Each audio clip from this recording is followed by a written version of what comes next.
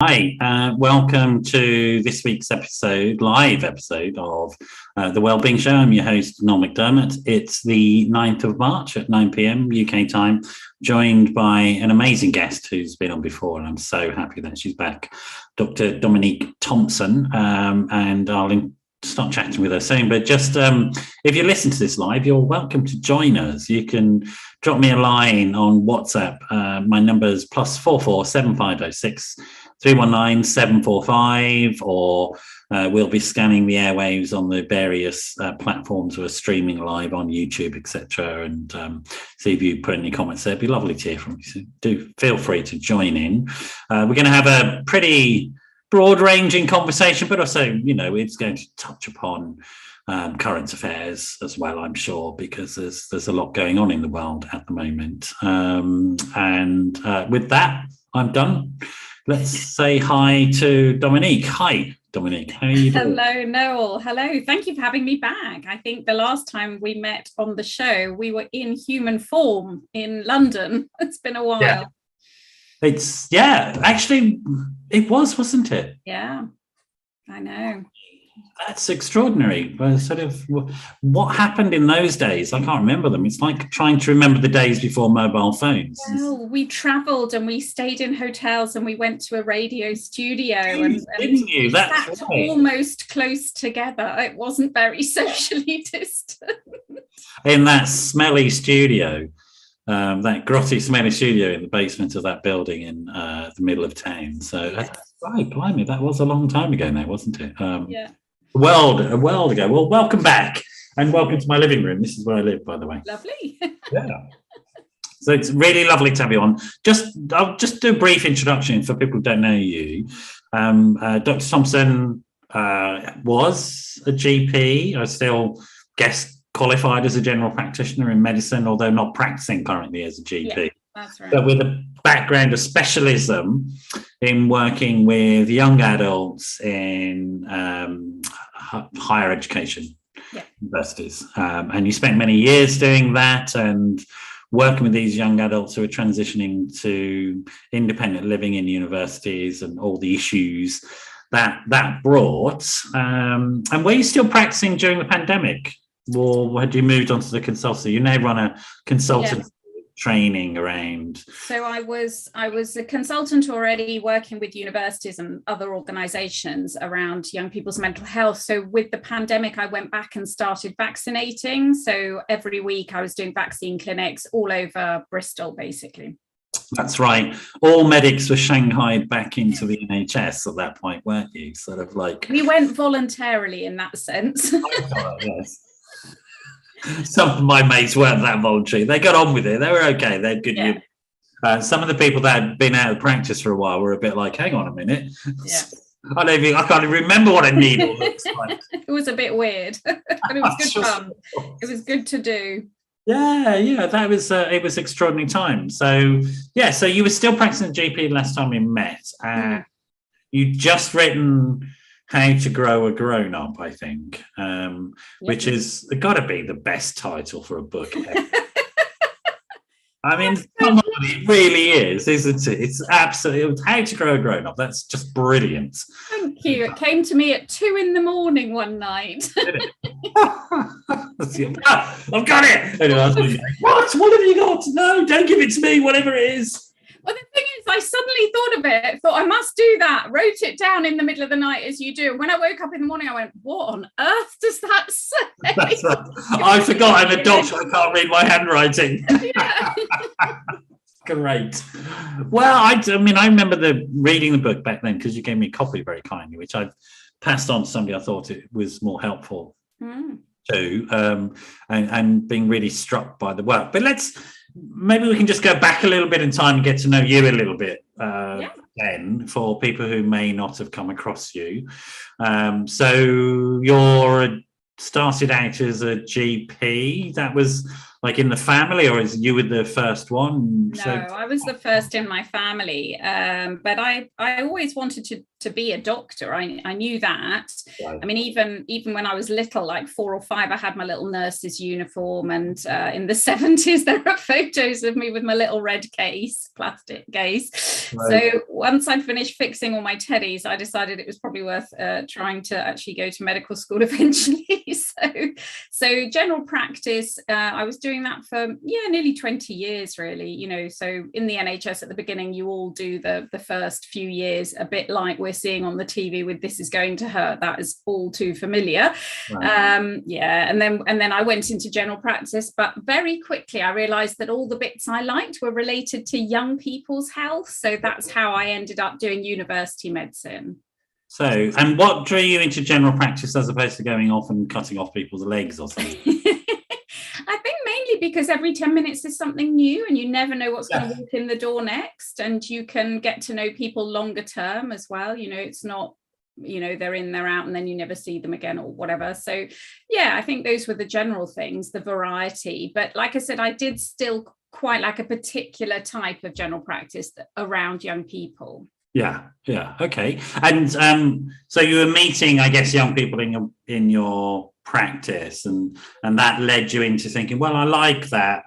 And then what, a job came up at a university or something? Yeah, exactly that. I mean, essentially, I'd done a bit of, so I'd been a family planning doctor. I'd done an expedition as a doctor. I'd been a police surgeon dealing with female assaults on females, and all sorts of things that were sort of associated with younger people's health. And I always liked those bits. So then when a job came up at the University of Bristol, I thought, well, I'll do that for a while. You know, it wasn't necessarily going to be forever at that point, but that was 20 something years ago. So got the job and stayed there. Okay. And so you then had a long period of practice working with young people in general medicine, but then somehow moved more into mental health and specializing in that as well. I mean, I guess it was a natural dynamic shift, and I can understand why, but can you tell us how that came about, really? Sure. I mean, I think it's fair to say when I first started more than 20 years ago, I wouldn't see that many young people or students generally with a mental health problem. It was maybe 1 or 2 a day. And then I just realized probably in the last, I don't know, since 2010, something like that, the numbers just going up and up and up. And to the point where, you know, although I recognize it's sort of a self-fulfilling prophecy, I became more interested in it. So more students would come to me because the word on the street was Dr. Dom likes mental health, so go and see her. But, you know, I had lots of colleagues either in the same practice or around the UK, and we were all seeing that same pattern, more and more demand for mental health support. Probably by the time, as I said, I sort of stepped out the clinical role, 90% of my consultations were for mental health. So it was a huge number. And I think that probably, you know, although that was a bit more because of my interest, I think on average across the UK, if you work in a university as a GP, it's every other student, every other patient is for mental health. And do you know why that is? I mean, again, putting the self-selection stuff to one side, I agree with you. I mean, I sort of know those types of figures and understand that you know, has been happening. Well, in your experience, why has that been becoming more apparent? Because there are some quite significant mental health issues that you deal with at universities, or that universities now have to deal with, and issues around suicidality, issues around sexual trauma, stuff that people are bringing in, stuff that happens, etc., etc. So why do you think that the sort of mental health issues become foregrounded? I mean, I think that's a big question. Sorry, can you just sort out the window as well while you're at it? Thanks. Sort it all out. Yeah. Well, I mean, I think, you know, obviously these things never have one simple answer, and it isn't just that we're talking about it more, which I often get people say, "Oh, isn't it just that, you know, the young people come forward more?" And I said, well, there's an element of that, but it isn't just that. So I think probably there's 2 or 3 big themes that come together, one of which would be called the widening participation agenda. So more people going to university from a much wider background, people who would never have gone to university in the past because maybe they have mental health issues or trauma or something, now able to go, which is fantastic, but then needing the support obviously to be able to do well.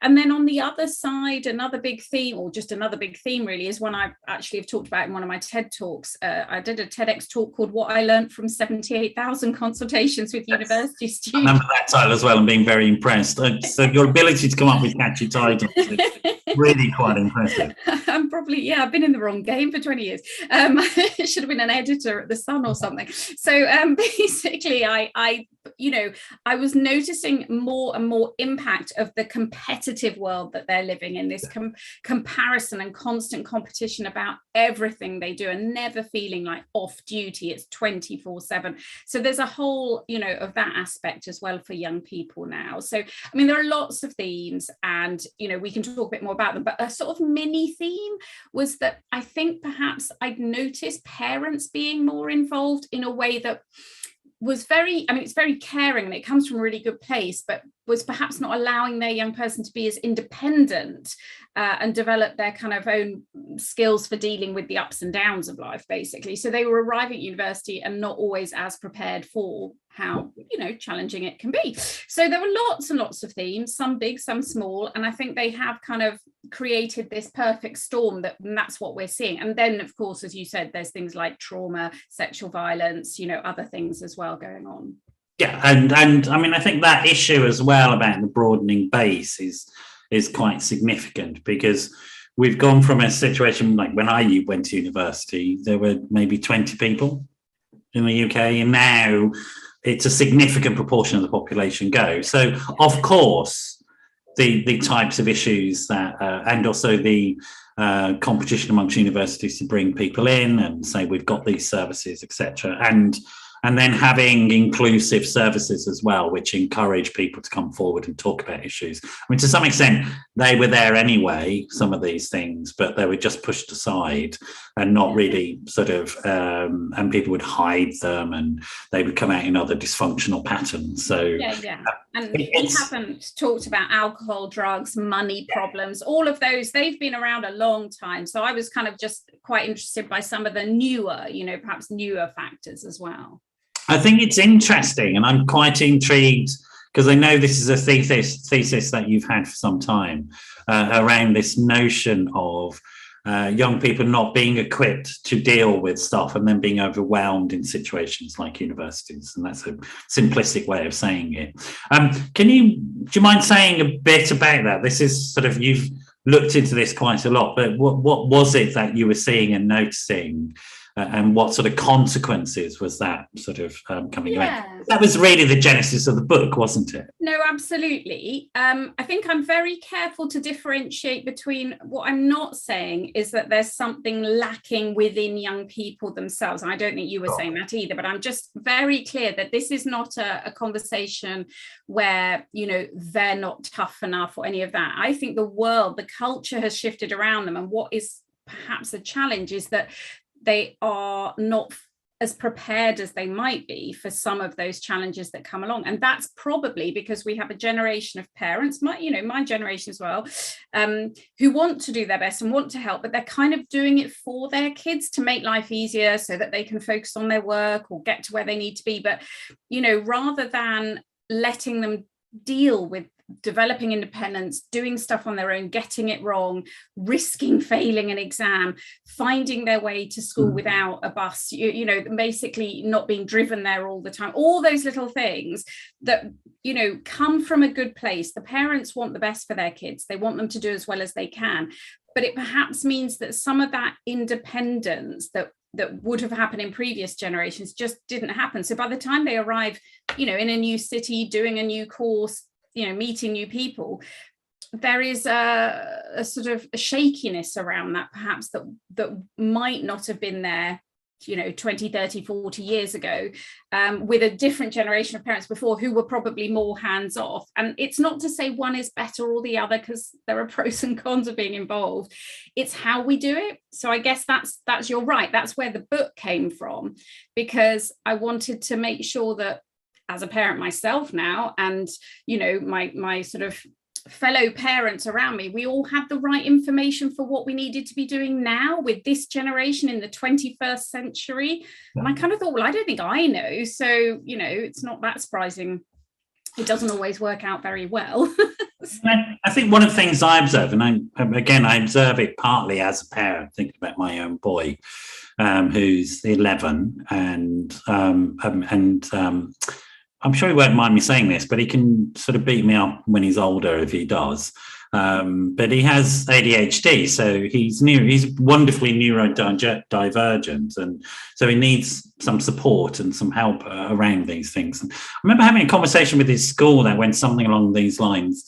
That they wanted him to stop doing some outside school activities so he could work more on achieving academically. And I said to them, that's fine, I understand that, but I'm not going to do that because I want him to be a much broader human being. And to be honest, I don't even know what's going to happen when he hits adolescence with his ADHD. He might just bomb out of school, and I want him to have a broad range of options available to him and vocational options. And I don't know how many parents are really equipped to have that conversation with school these days, because I think schools are doing what they do really well, but it's this sort of, I think there's a lot of pressure on kids to narrowly define what success means, and it narrowly defines them as human beings. And maybe that's just me being an old dinosaur saying, I don't know. Is that, you're nodding away? You sort of, or you agree with that a bit? I don't think you're an old dinosaur. I think having a broad range of skills, education, interests is vital. I actually am a big fan of that. I think the problems come when we pile on the pressure and expect them to excel at everything or excel at a few things, but, narrow down the range. So I think humans are naturally interested in lots of different things. So I completely agree with that.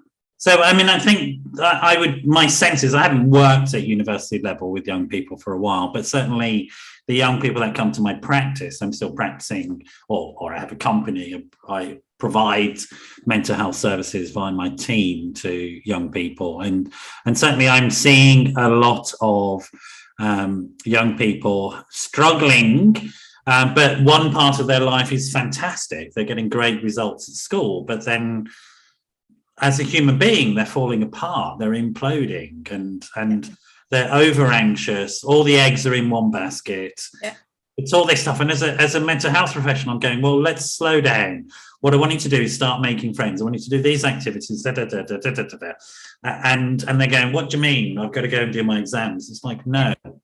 What you have to do is you have to become a herd animal, because that's what we are. Yes, exactly. And I would get young people sitting in the chair in front of me 6 weeks into their first year, 6 weeks at university, saying I'm not on track for a first. And you're like, please go to the pub, relax. Can I just leave this conversation going despair somewhere? That's coming from the pressure they feel. Listening to that's just soul destroying. Listening. That's the pressure they feel. That is the world they live in. That's why I try and do everything I can to try and, provide support, provide ideas, as you say, build the community side of it. So they've got a big network, social support, they're involved with hobbies and volunteering and all of that. But it's the idea they feel like they have to be the best at doing all of that. They have to be the best friend. They have to be the best volunteer. They have to be the best, there is this constant pressure. And I'm exhausted for them, frankly. But I get it. And again, anybody who's listening, we are parents. We are talking about this from that perspective, and there is this is not a parental thing. This is a social and societal issue. That's it. We all have to own it. Society has to own what we're doing at the moment. And although it was amazing when the academies came in and Tony Blair and all that sort of stuff, it began to miss something out in terms of the broader. I was brought up on the ethos of what was it called? The broad education ethos, the liberal education model, which I guess you understand too. Yeah, very much so. But I think, what I never want it to come across as that in any way, criticizing parents or blaming them. What I'm saying is I want to try and feed back to them some of the stuff I was hearing from the young people who were saying, this is how I interpret the world or the pressure or the culture I'm in. They're not, there was nothing, it wasn't negative about the parents, but it's just to say, well, I would say that's correct, because my experience is the parents are listening to their children talk about how much pressure they're under, and the parents are trying to help them and alleviate the pressure by clearing out space for them to focus obsessively on success. Yes. And that's what the parents are doing. They're not helicoptering them into this place. It's none of that sort of stuff. It's like, I'm in fact, I was talking to my sister about it, and she was like, she was telling me that sometimes the kids are out of school now, but when they're in school, and she's a teaching assistant, and she said, I would sometimes end up in conversation at the end of conversations with my boys in tears, absolutely terrified about what was happening to them. And the only thing she felt she could do was clear away everything else that got in the way of them being successful in the way the school wanted them to be successful. And it's not blaming schools, it's a social pressure that's moved. It's almost like this unstoppable force. Yes, I agree. And this is part of the problem, is that, people say to me, so what should we do? And that's why, there are things that parents can do, but we can't fix like the education system or the whole, cultural, societal pressure that they feel. And it isn't, let's just not be on social media or something. It's completely unrealistic. Yes, so there's no, I wish there was one simple answer, but there are of course things we can do, which was where I was coming from. But everybody is just doing their best to look after, their brood, their kids. They want them to be okay. They don't want them to be ending up, developing eating issues or anxiety or worse, this self-harm and things like that. But it's really difficult. It is a real minefield. I want to come back again. I'm with you. We have to go forwards, not backwards. They can't turn the clock back at all. And I wouldn't suggest even trying, to be honest. It's somehow we need to operate in the space that we're in and find the sets of tools and resources that people need and provide them, which is what you're doing, which is why I'm excited to have you back. So you mentioned also some of the pressures are around this public life that young people lead now, which is popularly called on social media, but it's a broader online experience that young people and children, like I noticed with my boy, he has a stock set of smiles or photos that go on Facebook. And it's just part of his life. He's got this and he's got this other one, and he does them, and it's I don't think it's causing him any damage, but I noticed it about him. And I think I look at some of the photos of me as a kid, and I'm standing there like this. I don't know how to do a photo, but he does. He does, and that's part of his life now, and that's really cool.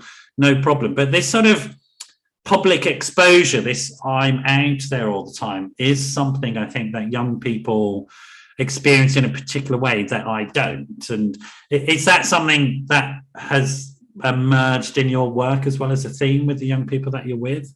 Oh, yes. I mean, the feeling that they have to, be their best self for everybody. So it can be everything from, all of it online. So whether it's like competitive groups around exam and academic and study, or is it, their parents or aunties or whatever saying, oh, so-and-so did so well, and then sharing that online, they feel like the pressure is coming from all different directions. It might be how they look, of course, obviously, that's another big one.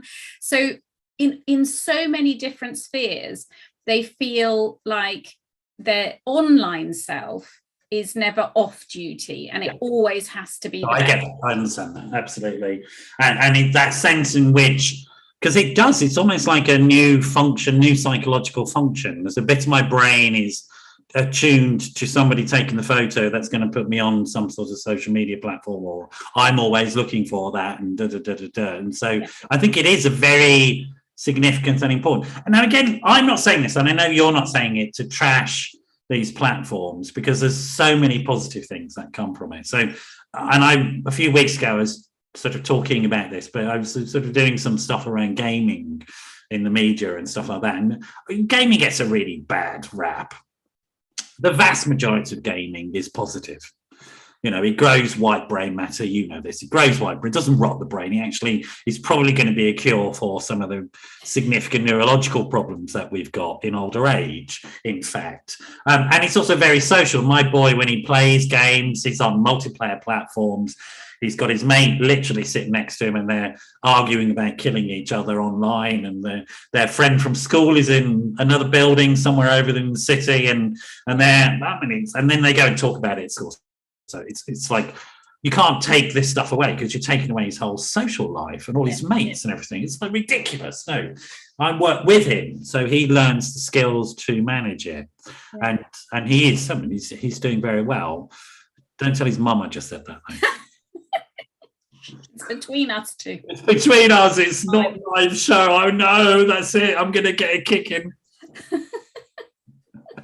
And so I guess, I know you're not trying to trash this technology, but trying to work with it and work with young people and work with parents. And so tell me, if you can, if you can think of the sort of headline-y type stuff around what your research amongst 70,000 young people told you, and what you sort of included into the book as things that are going to help grow a grown up. Yeah. I mean, I think a lot of it comes down to 2 or 3 big themes, I guess. So one is about needing to know that they've got a safe place to go when things go wrong, because the more you're trying to be perfect, the more you feel like you can't let people down. You don't want to be a failure. You don't want to be seen to be a failure. So one of the big things I try and get out in my talks and webinars and books and that is to tell parents to make sure they tell their kids that anything is okay to talk about.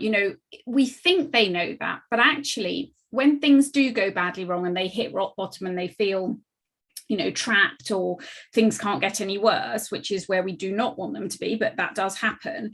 We want them to be able to come and feel like their folks, their family, their parents, carers, whatever, are a safe harbor, are somewhere to go no matter what. And that, it's not just the academic stuff. Obviously, we've talked about that. And, sometimes they can feel like, oh, I'm letting you down around, say, I wasn't in the, A team at sport. But actually, it's other stuff. It's stuff where, people sometimes, bad things happen. They get accused of something, or they get accused of a crime, or they get accused of plagiarism, sexual assault, all sorts of weird stuff happens in life. And that whole story, you might think, okay, there are 2 sides, whatever. But the point is they feel like a failure there as well. And again, they feel like they can't tell those people who really care about them and would support them. So one of my big messages is often about making sure that they know you're a safe harbor, that nothing's off limits, that you are there for them. And that, of course, there are boundaries and they've got to learn about how to behave in the wider world. But I think that safe harbor thing is really important for me. So that's one of the big things, because so many of the young people that would come see me would say, I can't tell my family. And you'd be like, oh, are they not very sympathetic? And they'd be like, no, they're really nice. I just don't want to let them down. And it's heartbreaking. I really identify that. I mean, I remember as an undergraduate, I was the first person, the only person in my family to go to university. And when the university decided that I wasn't going to stay with them, which was quite a relief to me, I have to say. But I did feel it was really difficult to go and talk. When I talked to my mum, she said, oh, you should have told me sooner, Noel. It's no problem. It's no big deal. We all have that, don't we? But then I guess it's exacerbated by this sort of sense of perfectionism. That's it. It's a really big hurdle to jump, isn't it? It's, that's a little bit more tough so for people to get there. It's also, for me, it's connected as a psychotherapist and as a guy who, I used to be a manager in social services working with kids. And what we teach kids is what I call help-seeking behaviour, because you can't actually protect people from bad happening in life, but you can teach them what to do if something bad happens, which is to go and talk to somebody about it. And that's the basic thing, somebody that you trust. Are you an advocate? I am. I don't know about you, but I'm an advocate as well of parents understanding that it's not an ego thing. It doesn't really matter who the kid goes and talks to as long as they talk to somebody. Yes, absolutely. I mean, in fact, there's a whole little bit in the book about a trusted adult. So, and that doesn't they might be 19, 20 themselves, but they talk to their big brother or sister or an uncle, or often it's their GP on campus, or or it's their best mate's mum or dad. That's a really interesting dynamic that happens a lot. So when I sometimes do webinars on slightly tricky topics, I get that, like self-harm and stuff, I often say, it isn't just that it's your kids who might need this. You're going to be surprised maybe, but it will be your kids' best friends. They will be hanging around, and they'll be able to talk to you in a way they can't talk to their family because of this awkwardness. So actually understanding about this stuff isn't just to help our own children. We might end up supporting, other people's. Obviously, then, it can be professionals on campus. It can be, counselors and so on. But I love the concept of the trusted adult. My boy is 12, and so very similar to yours, into gaming and sport probably, or whatever. But I'm absolutely fine with, if he wants to speak to somebody that I obviously hopefully trust and also feels the right person, he knows that's okay too. It doesn't have to be mum and dad, and I think that is really important. And there's some things happening, and I think people need to know about this sort of stuff, like blackmail through sexting and stuff like that, which is not something you and I had to deal with, but it is something young people have to deal with, and they do need to be able to go to somebody and deal with this shame and embarrassment, and because somebody's literally holding them hostage. And that can be very, very serious stuff. And so it can be really quite serious, real stuff, not just simply I'm not sure I'm going to get an A, but it can be really quite unpleasant, dangerous stuff. And as a mental health practitioner, I would say this, because I think your point is absolutely crucial, that as you know, that mental health issues, the sooner you get them, the sooner and more effectively you can treat them, and the less likely is that they ever come back again. That's right. Catching something in the early acute stages is the gold dust. Absolutely the gold dust, because then you're not talking about somebody developing chronic problem for the rest of their life that dogs them, but first appearance of anxiety, I love it. We'll sort it out. We'll fix you. No problem. It'll probably never come back again, and you don't need to worry about it. Do you know what I mean? It's like, I know, but yet so many people, and unfortunately sometimes professionals do say this as well. Oh, well, let's just see how it goes. We'll give it a couple of months. You're like, no, do something now, because we don't want it to get any worse. I couldn't agree more. So talking and being a failure and learning from mistakes, having a good trusted adult is one of the key things. I totally agree with you. What other issues, what other things and messages have you highlighted? I like to talk about the role modeling side of it. I think we forget how important that is, even when we think, oh, they're teens, they ignore us, we're invisible to our teens, they're only interested in their friends. Well, hang on, they are obviously very interested in their peer group. That's the whole kind of shifting from the tribe of the family to the tribe of the peers. That's going to happen to all of them. That's, biological and evolutionary. They're driven to join their peers, but they are still acutely aware of everything that we're doing. And I think, even as they get older into their 20s, I'd have sometimes, very obvious and quite simple examples are like, if a mum came to reception, I happen to be standing somewhere towards the back of reception in the practice. And if she was standing there with, I don't know, her 20-year-old daughter next to her and was shouting at a receptionist, I was thinking, you're not coming across terribly well here as a role model for your daughter. And even though the daughter might be feeling excruciatingly embarrassed at that point, it's the way that, that behavior, they absorb everything. And so I just think whether they're 11 years old, 20 years old or older, the role modeling side of it in so many ways is so important. And obviously I was there giving an example of like a really obvious, poor behavior in public, but it's stuff like how we deal with stuff when it goes wrong, how we deal with a bad day. Do we immediately shout, slam doors, run off and hide? They will do the same. It's learnt behavior. So how do we model, for example, being frail, being vulnerable, being not so good at things, and and sort of not being on top form, you know. Exactly. How do we sort of show that's you survive it, it's fine, yes, get over exactly, that we will get through it, we can get through it. And you know, there have been all sorts of tests for us all over the last few years to sort of show some of that. And I think it has, you know, it has been difficult, but it's been okay to cry about stuff during the pandemic or whatever, because actually, as long as we say, look, I'm just having, you know, it's a bad day, a few tears is okay, we're all human, we're not going to shame anyone for a few tears, and then we look, okay, what can we do, how do we move on from this? And it's having those conversations and, you know, just being really honest about stuff when it's difficult. But the role modeling is so important. Yeah, so role modeling this openness, this flexibility, role modeling going and seeking help yourself, and no, I've got to go and see my mates, you're going to be all right, but I need to go and do a spa weekend, etc. These types of things. Okay. I love a spa weekend. So I'm going to role model a spa weekend this I mean, that's my kind of role modeling. I'm going to do it for my son. I won't enjoy it at all. It'll just be all for him to make him. I'm prepared to take one for the team and go to a spa. Absolutely. But I think it is important, vitally important, that because I know you're not coming from a blame position, and what I hear you saying is that, you know, if parents are worried about their kids, then they can just look to what they're doing, because I think particularly when kids get older, parents can feel a bit impotent around them because of this thing about you know, the peer group and stuff like that. But actually, you were there at the beginning of their life, you're a massive part of their personality, and they will copy you whether they want to or not. They're going to copy you because you're linked deeply.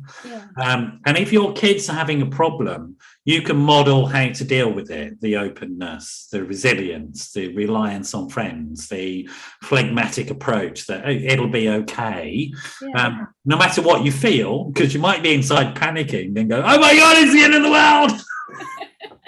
But just fake it to make it, folks. It really works. Well, I think sometimes you do have to a bit, because if they see you being really, really panicky and anxious, that, you know, that's scary for them, because you are supposed to be the bit that is stable and, you know, that they can come back to and feel secure about. But it also, it will then be how they might respond themselves when things get difficult for them. So, you know, at the time it's scary, and later on. It does deal with this thing about what is the parental role for somebody who's older, because it's no longer the case of telling them what to do, but it's traveling alongside them. I think it's sharing the journey with them. Yes. And sitting beside them and experiencing it, not trying to sort it out for them, but just sort of modeling, being available, being rather than doing, isn't it? You know? So true. I mean, I always say when I am talking about these things, it's about being the coach on the sidelines, but not running in, picking up the ball and running off with it for them. You know, you've got to let them play their game. And you know, those dads on the sidelines who are no, I don't know anything about that type of father. Really? Well, you know the sort I'm talking about. And they, you know, they're virtually playing the game themselves. If they could, they'd go in there and, you know, and it's actually about being more the supportive coach, as you say, alongside them. They come home and they say, you know, this happened, or I fell out with my friend at school, or so-and-so said, and you're like, right, that's it, I'm phoning their parents, or, you know, depending on, obviously this is all age dependent, but you sort of want to immediately fix it for them. And you know, you have to sit on your hands and think, okay, think about this calmly, take a step back. What would be helpful here? And ask them what would be helpful. You know, sometimes they just want you to listen to them and be sympathetic and whatever. We all need a bloody good listening to at times, I'm telling you. So the best medicine as well. So that's one thing. The modeling is one thing. Sort of supportive approach. What else have you found in the research that you want to share? I mean, I guess really probably my other big theme is around independence and building it from, I mean, obviously, you know, some of this is like, if you can get in there earlier, that's great. But sometimes you might be coming to this concept of thinking about how to grow your grown up a bit later on in their teens or whatever. But wherever you can, just building their ability to be independent, to make decisions for themselves. And it's the full range. So if they are, I don't know, if we were talking about sort of 9, 10, 11-year-olds, the independent bit might be going to the shop up the road with their friend to buy some sweets or whatever and come home. They're out for 10 minutes, but it's safe, but they've built their independence a little bit. Yeah. When they're 17, you might be thinking, oh, right, they're looking at universities. So it's very natural to want to be fully involved. Like, where are you looking? What courses are you going to do? Where are you going to live? Let me have a look at everything. Oh, I'm all excited. I'll come with you as a mum or dad on the open day. And it's really tempting to be fully immersed in the whole experience. But actually, we do need to take a little bit of a step back and let them lead on it. I mean, yeah. I'm actually not even that big a fan of parents going on the open days, but that's, I get that they want to, but if they're going to, then they really need to let the child, the young person, lead and say, well, actually, I'd really like to study this or that, or go to this city or that place, location. Because if they don't, have that control and that ownership, for want of a better word, then what happens is they're sitting in front of me in a chair a year later, hating their course, hating the city, hating the accommodation, and it's just miserable. It doesn't work. I remember when I visited all the universities' open days, I'd have been horrified if my parents had been there, actually. Oh, it was unheard of when we were young. But, nowadays, there are thousands of parents going to open days. Okay. Literally thousands. And whilst I do get, it's nice, it's fun to see where they are and everything, I'm a big fan of, if you're going to go, then let them lead, let them decide. You might not agree that that's the best course for them. I'm not a big fan of parents turning up to those things full stop. I think it's the young person's university, let them get on with it. And even if they do invite you, say, no, I'll meet for dinner afterwards. Yeah, sure. But it happens all the time. So I kind of want to, be realistic. I know lots of parents will want to go.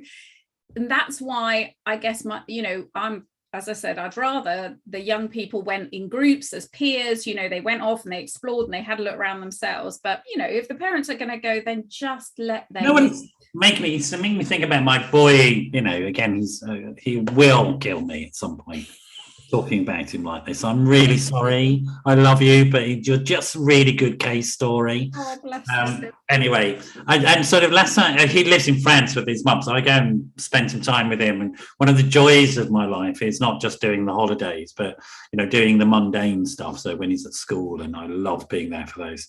Last time I was there and sort of taking him to school, he said, I was just about to jump out and go to the school gate with him as normal. And he just looked at me quite seriously and he went, I want you to stay in the car. And I was like,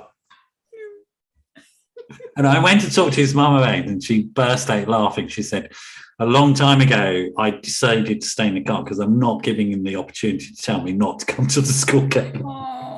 So, but it is that thing. And I guess what I'm saying is, I needed to go to the gate with him because I love the experience of being with him and I want to share everything with him. But he needed to be able to say, no, it's time for me to walk to the gate on my own. Thank you very much. And it's good. It's good that he can do it, but it's tough. And I get it from parents. It's like you love your kids so much, but sometimes the love is a bit too much, isn't it? Well, and it's just there is a sort of shift perhaps in the last sort of generation again of parenting, of wanting to be more best friends with your kids or buddies with them. And that's very different from the generation before. And I find that sort of stuff fascinating to read about. I read loads of books about generational theory and stuff because I find it absolutely fascinating the way that we react to the last generation and then become more extremely best buddies. And then I reckon the next lot will be like, no. So, there is a definite sort of tendency of like, wanting to be with them and see where they're going to be. But I just think it's not helping them necessarily. So think, who are you doing this for? And then, you just say, look, I'm happy to come if you want me to. If you don't want me to, that's fine. They might say, oh, yeah, no, it's fine, come. But I want to go here, here and here, or study this, this and this. And you just might have to live with that. I have to say it's interesting clinically because most of my work, we work mostly with systems and families because, well, as you know, if somebody's got significant issue, it affects the whole family. That's fact. But a lot of the work is around asking people who are carers and have a parenting role of some sort to just step back a little bit, because little Johnny or little Jenny needs space in which to practice and experiment and grow skills. Yes. The role is a safety net. That's it. The role is not avoid falling over. Exactly. I know. Don't hold the hand. Let the hand go. They'll bounce. It's fine. Even if they don't bounce, you can sort that out. But something probably much worse happens if you never have the experience of falling, and you never have the experience of somebody encouraging you to get up and take that risk again.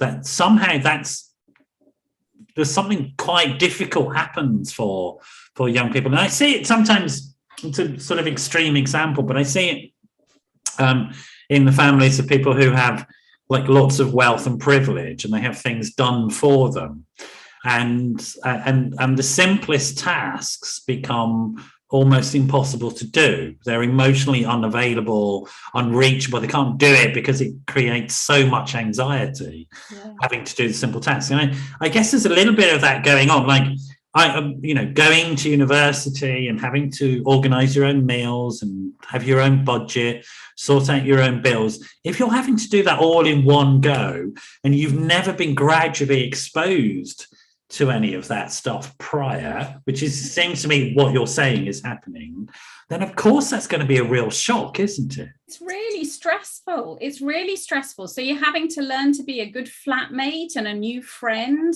and shop and feed yourself in a relatively healthy way. And all of these things, getting from A to B, being in places on time, and then doing the academic work. It's just exhausting. And basically, I don't want people to be struggling where they don't have to. I mean, there will be natural challenges anyway. So, it's more just, let's not make the stuff that shouldn't be too difficult more difficult than it needs to be. And your book has sections on this as well, doesn't it? Yeah. Very practical things. This is budget, this is how you plan meals, and actually, as a parent, if you haven't been doing this stuff, I would suggest grab the book, because it really does.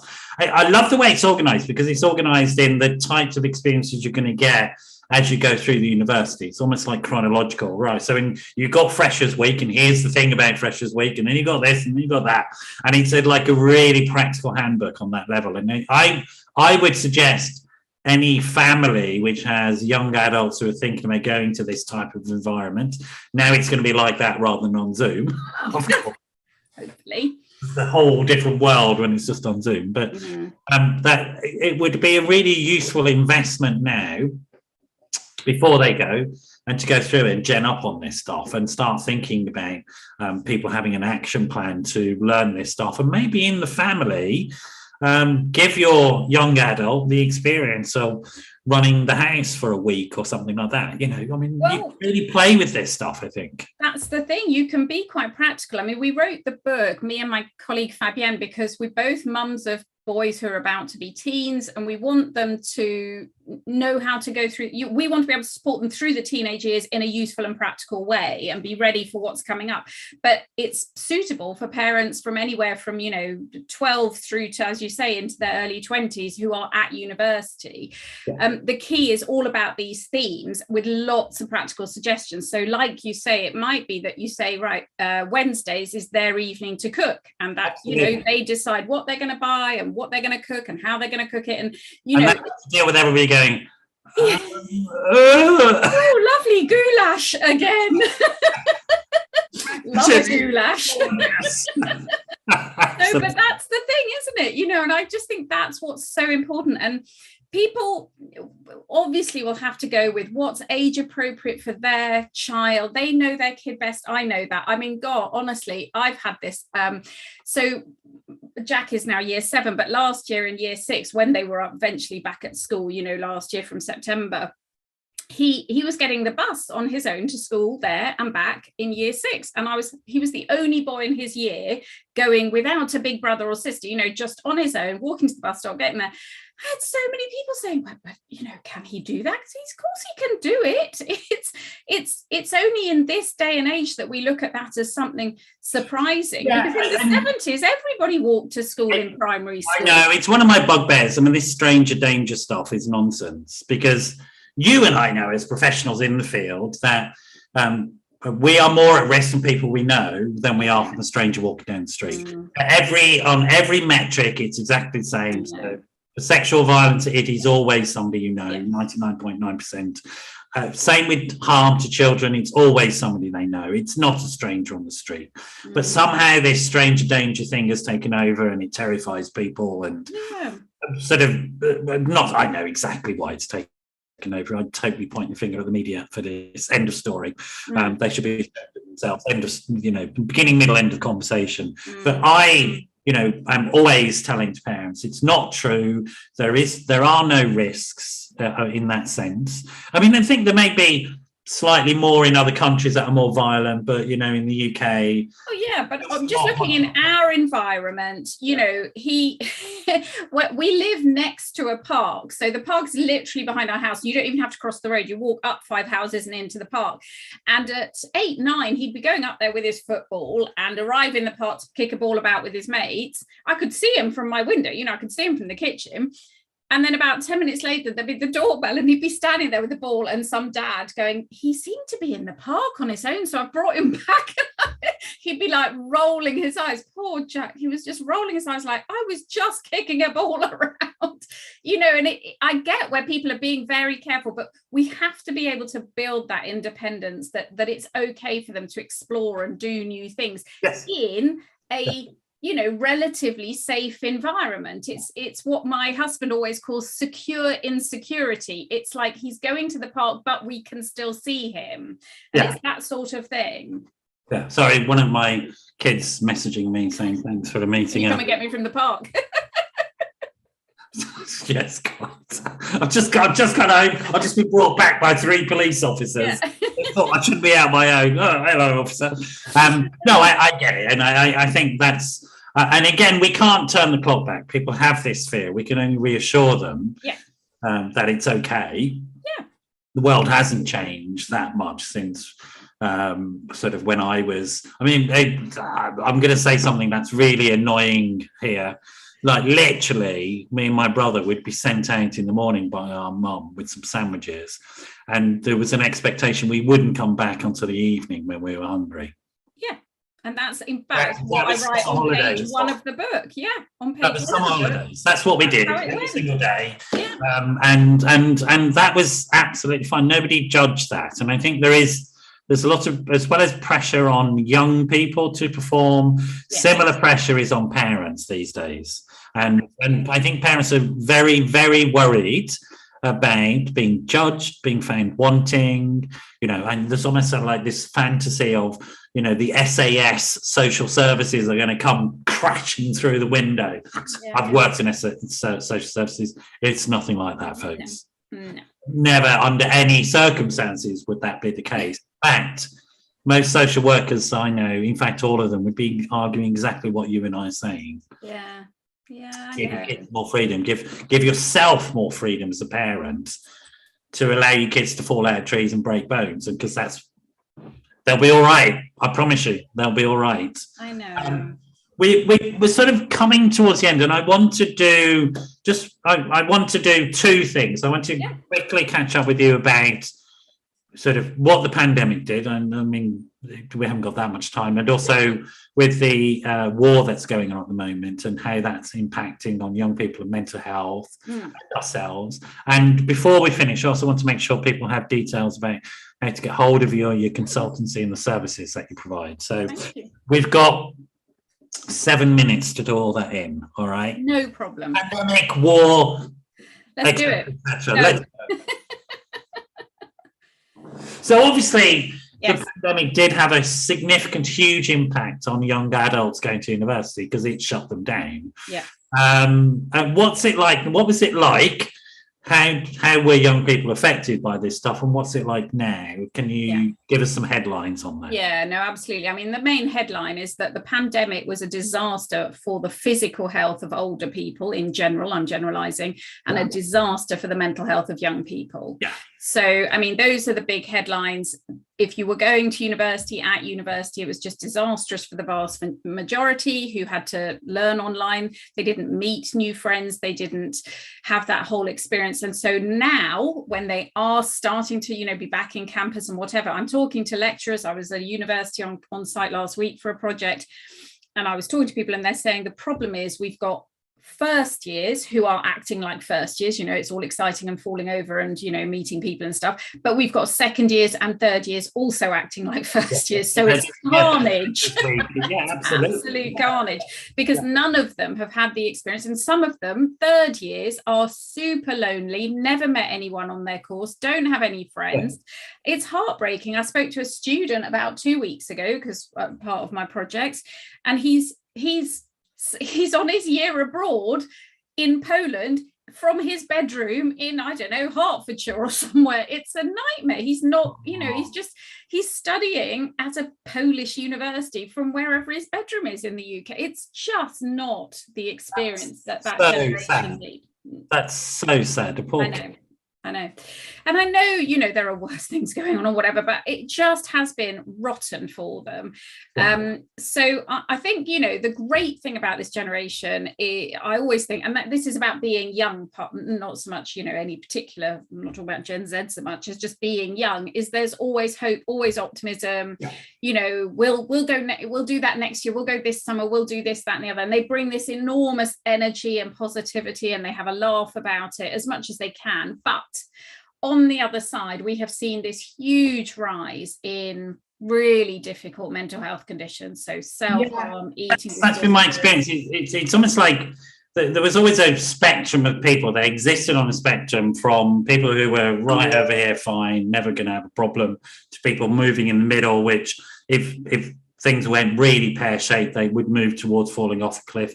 People who were close to falling off a cliff, who would definitely fall. And it's like the whole of society's moved further to that cliff. Agree. So the people that were close to it are now well over it. Yeah. And the people that were in the middle are really close to the cliff. And that's been my experience. That's exactly it. And that's what we've seen with young people, of course.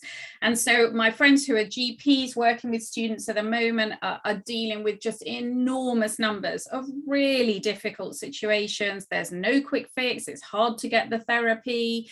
There's enormous waits for support, and obviously don't even start me on all the teenagers and parents I support, because so just coming to the resource bit, I have two websites, and one is called growingaggrownup.com, and through that I kind of I have lots of free blogs and resources, and newsletter, and that's all free stuff. And then I run these webinars, and I've been doing them since the pandemic, really, about every month or two. They'd just be on one topic, and I talk like this with an expert. So it's me and an expert on self-harm or eating disorders, and I'm just inundated with poor parents sending me messages saying, I just don't know what to do anymore, we can't get into CAMS, the waiting list is this. It is a nightmare for them. I don't have a quick solution.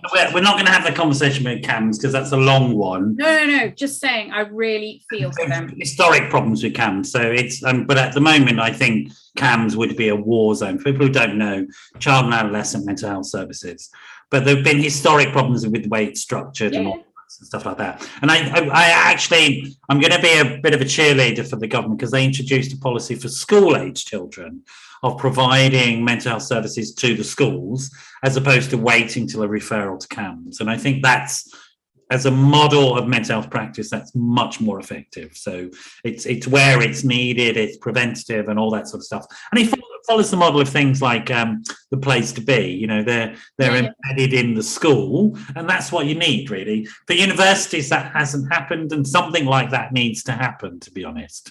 Yeah, I mean, universities have amazing support services, counselling services, mental health advisors, disability advisors. But again, their workload has just gone sky high, and they're coping with the pandemic and so on as well. But I think what you said earlier on, that we've seen an exponential growth in these types of issues, is true right across the board. Yep.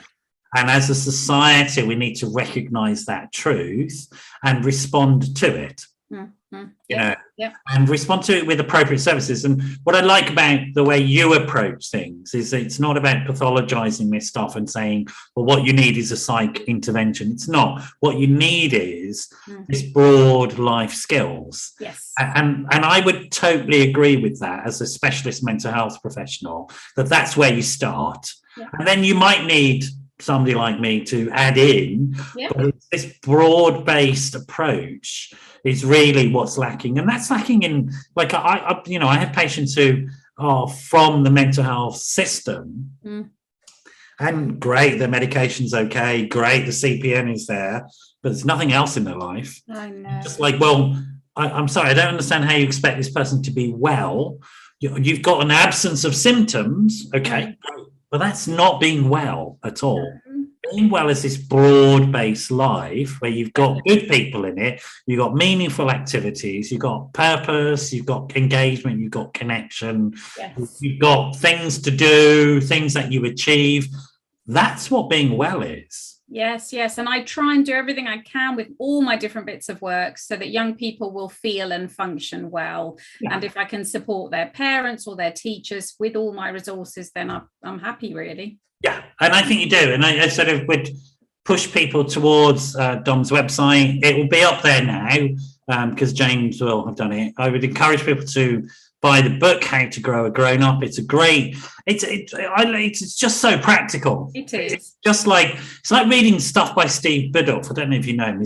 I know Steve, Brilliant. He's practical books on how do you raise boys. Well, you do this, you play rough and tumble with them, and then you throw them in the bath. And then you go and find some bloke who's, they don't know, are good mates of yours, so that they can go off and moan about things to them, and really practical tips. And your book does exactly the same. So thank you. Really, that's a compliment. No, it's really helpful stuff, and I think it's just spot on, really. We didn't talk about the war. We don't have time to talk about it. We're not going to deal with that subject quickly. Let's just recognise it's awful. It is. And, before the show, you and I were talking about our own feelings of overwhelm about it. And totally get it. If people are feeling that. Last week, I was just crying uncontrollably at times. It's been a tough 4, 5, 6 years. We had Brexit, we had the pandemic, we have this war. If people are finding it tough at the moment, I totally get it. And there's nothing wrong with you if you're finding this tough. The reason you're finding it tough is because it's tough. I agree. We have to be kind to ourselves. Without a doubt. Let's leave it there. Dom, it was so good to have you back, and we'll get you back. We won't wait. It must have been 3 years. 3 or 4 years. We're not going to wait that long again. I'll get my team to reach out to you long before that, and we'll get you back again to catch up with what you do. You stay there. I'm going to say goodbye to everybody. See you all next week for the next episode of the Wellbeing Show. It's been lovely to have you here with us. And good night to everybody.